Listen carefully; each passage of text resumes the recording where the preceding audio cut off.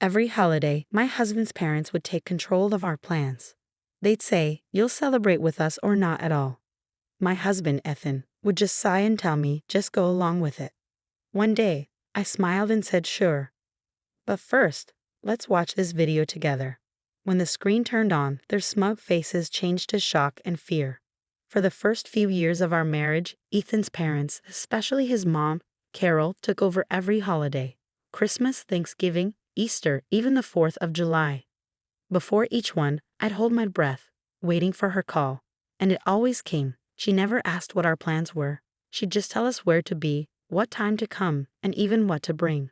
It was always the same line: "You'll celebrate with us or not at all." If I suggested something different, she acted like I was crazy. "Why would you do that when we've already planned everything?" she'd say, pretending to be polite. The first year, I thought it was just a one-time thing. The second year, I saw the pattern. By the third year, I was frustrated. By the fourth, I was angry. What made it worse? Ethan never stood up for me. Whenever I talked about it, he'd just say, "It's not worth the fight." Not worth the fight? Not worth missing time with my own family? Not worth feeling like a guest in my own life? Not worth being ignored and disrespected for years? I stayed quiet too long. But last Thanksgiving, I'd had enough. A few weeks before Thanksgiving, Carol called me. "I've planned the whole menu," she said cheerfully. "I know you like to help, so you can bring the rolls." Store-bought rolls. That's all she let me bring. Like I was some stranger.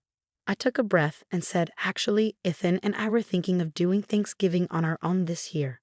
Silence. Then she laughed. "Oh, sweetie, don't be silly. You're coming here." I looked at Ethan, hoping he'd support me. But he just sighed. "Babe, just go along with it." That was the last straw. I smiled. "Sure," I said. "But first, let's watch this video together." A week before Thanksgiving, I invited Carol and her husband Greg over for dinner. They showed up happy, thinking I'd given in. Instead of dinner, I turned on the TV. I've been saving video clips for years. It started with Carol being controlling, snapping at me about how I made mashed potatoes. Greg saying, "Wives should be seen and not heard." Then it got worse. A clip of Carol snooping through our bedroom, caught on our security camera. Greg making racist remarks at Easter. Carol mocking Ethan behind his back, calling him spineless. And the final clip, a recording from the night before our wedding. Carol didn't know my car recorded audio, but it caught her saying, "I give it 6 months.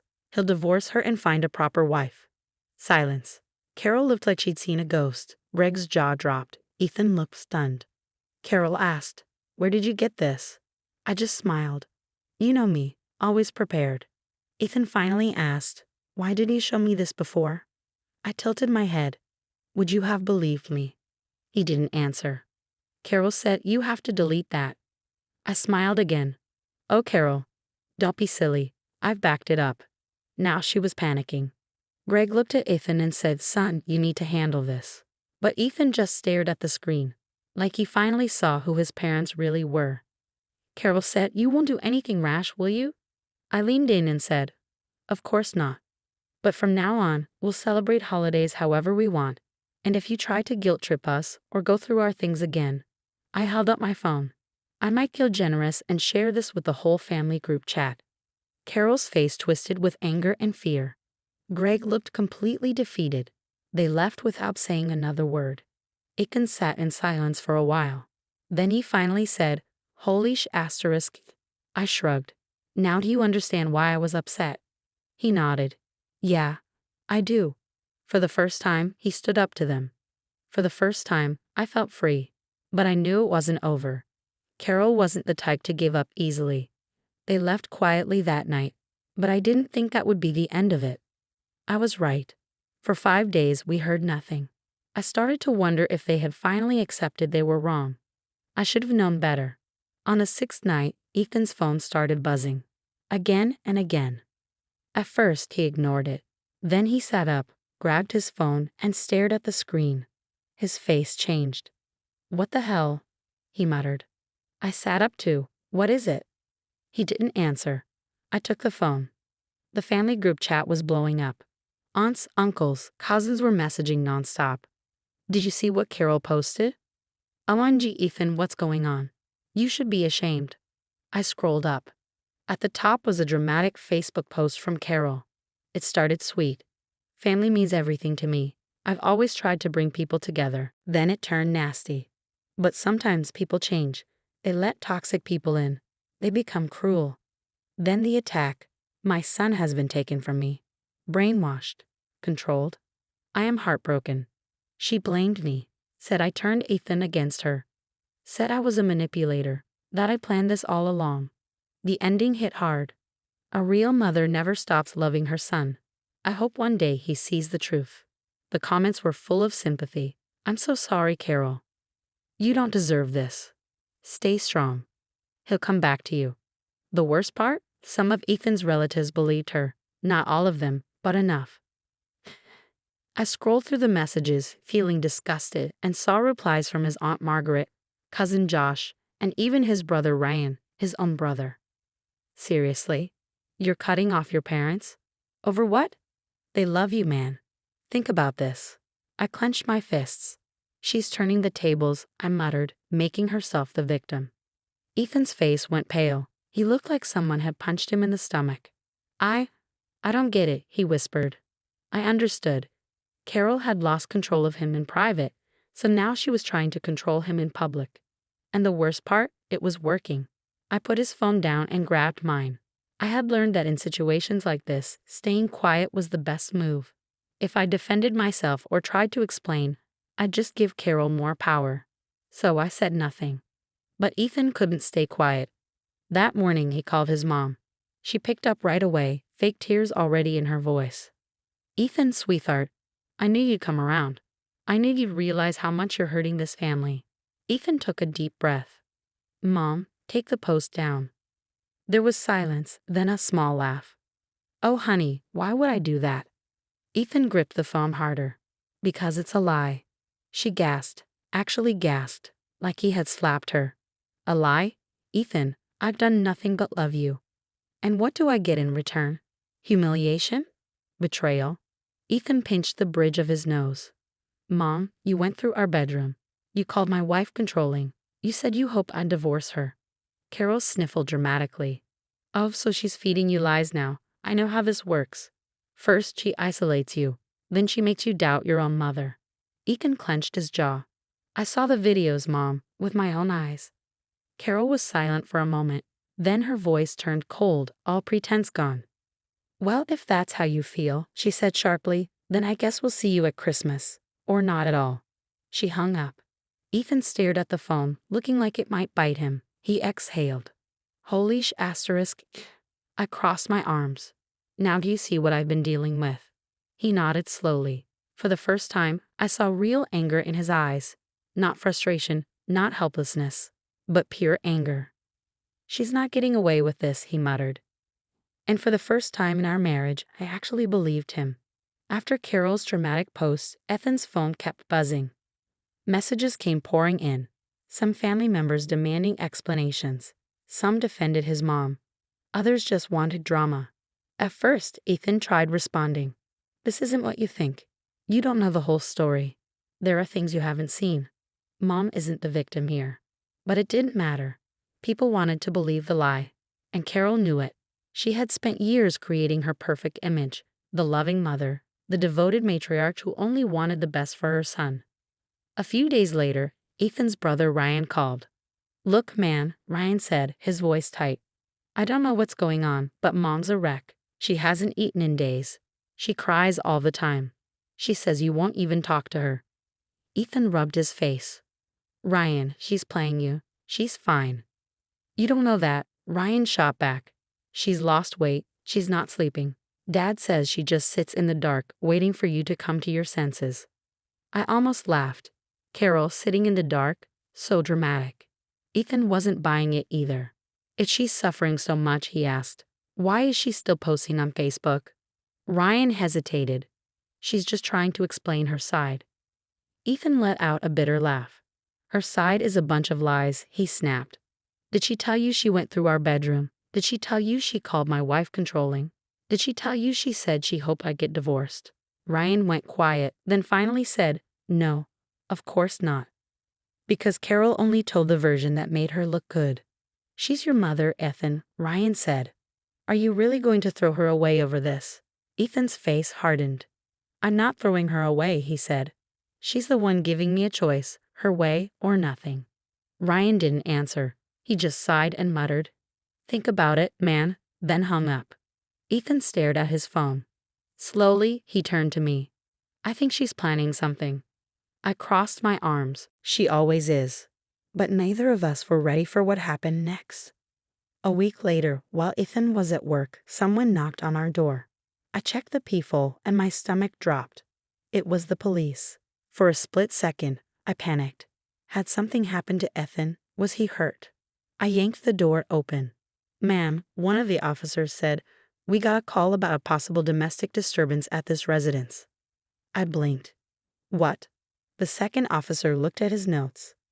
The caller reported concerns about a woman in distress, possible emotional abuse. My blood ran cold. Carol, it had to be her. I forced myself to stay calm. I think there's been a mistake. The officers exchanged glances. We still have to check, one of them said. Would you mind stepping outside? I did. One officer stayed with me while the other looked around the house. Is your husband home? No, I said, trying to keep it together. Are you okay?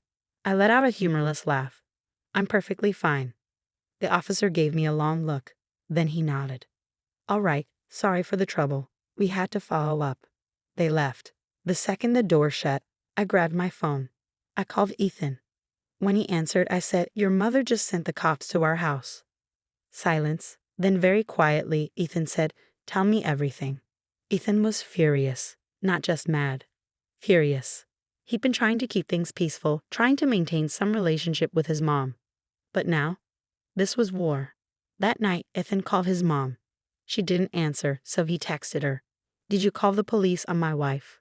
The message was read at 9:42 p.m. No response. He waited an hour. Then he called again. This time she picked up. Oh, sweetheart, she sighed. I was just about to call you. Did you send the cops to our house? Silence. Then she gasped, actually gasped. Oh my God, is that what they told you? No, honey, I would never do that. But I did mention to a friend I was worried about you, and maybe she called. But I had no idea. Ethan hung up. No yelling. No arguing. Just hung up. Then he turned to me. She's done. For the first time, he cut her off, blocked her number, blocked her on Facebook, told his family everything. Carol tried everything to get him back. Called from different numbers. Had Greg text, Your mother is sick with worry. Had Ryan send a long message, She's still your mom, man. Ethan didn't budge. Then Carol did the one thing she had left. She showed up at Ethan's office, in tears. Security had to escort her out. That night, she left him a voicemail. Through sobs, she whispered, I hope you're happy, Ethan. You broke your mother's heart. Ethan played the voicemail for me, and I waited for him to react, maybe sigh or look guilty. But instead, he just shook his head. She's never going to stop, he muttered. I put my hand on his. So what do we do now? Ethan thought for a moment, then looked up at me, and he said something I never expected. We end this. Carol had lied, manipulated, turned family against us, and even sent the police to our door. When that didn't work, she showed up at Ethan's office. It was clear she wouldn't stop unless we made her. So Ethan made a choice. He called a family meeting. It was time to put an end to it. Ethan sent a message to the family group chat. We need to talk. No more rumors. This ends now. Meet at our house this Saturday. Carol saw it. She didn't respond, but I knew she would show up. She wouldn't miss a chance to make herself look better. By Saturday, the tension was thick in our house. Ethan barely said anything that morning. I could see it on his face. He was dreading this. But under that, I saw something else. Determination. He was done being controlled. At exactly 3 p.m., everyone arrived. Carol, Greg, Ryan, a few cousins, aunts, and uncles. Carol walked in last, like she owned the place. Her eyes scanned the room, her lips tight in a little smile. She looked confident, like she thought she could still win. I almost felt bad for her. Almost. Nobody sat down. The room was too tense. Ethan stood in the middle with his arms crossed. Carol sighed dramatically. Ethan, honey, is this really necessary? This family has been through enough. Ethan's jaw clenched. Yeah, Mom, it is. She put a hand to her chest. I just want to fix things. I've been sick with worry. I haven't eaten. I haven't slept. Ethan cut her off. Then why did you send the police to our house? The room fell silent. All eyes turned to Carol. She blinked, acting surprised. What? Police? Ethan, I would never. Stop lying. Ethan's voice was sharp. Carol flinched. For the first time, she looked nervous. Greg shifted uncomfortably. Ryan cleared his throat and avoided eye contact. But Ethan wasn't done. I didn't want to do this, he said, pulling out his phone. But you forced my hand. He pressed play. Carol's voicemail filled the room. I hope you're happy, Ethan. You broke your mother's heart. I don't even know if I'll be here next Christmas. I hope you can live with yourself. The room was dead silent. Then Ethan looked up and his words hit like a hammer. This is emotional abuse. Carol's mouth dropped open. She looked around at everyone, searching for support, but no one said anything. Even Ryan was silent. I've spent my whole life trying to make you happy, Ethan said, his voice shaking. But it's never enough, is it? You always need more. More control, more attention, more power over me. And when you lose even a little bit, you lash out. You spread lies. You attack my wife. You turn my family against me. Carol shook her head quickly. That's not true. That's not true. Ethan, honey. You're confused? Ethan took a step closer.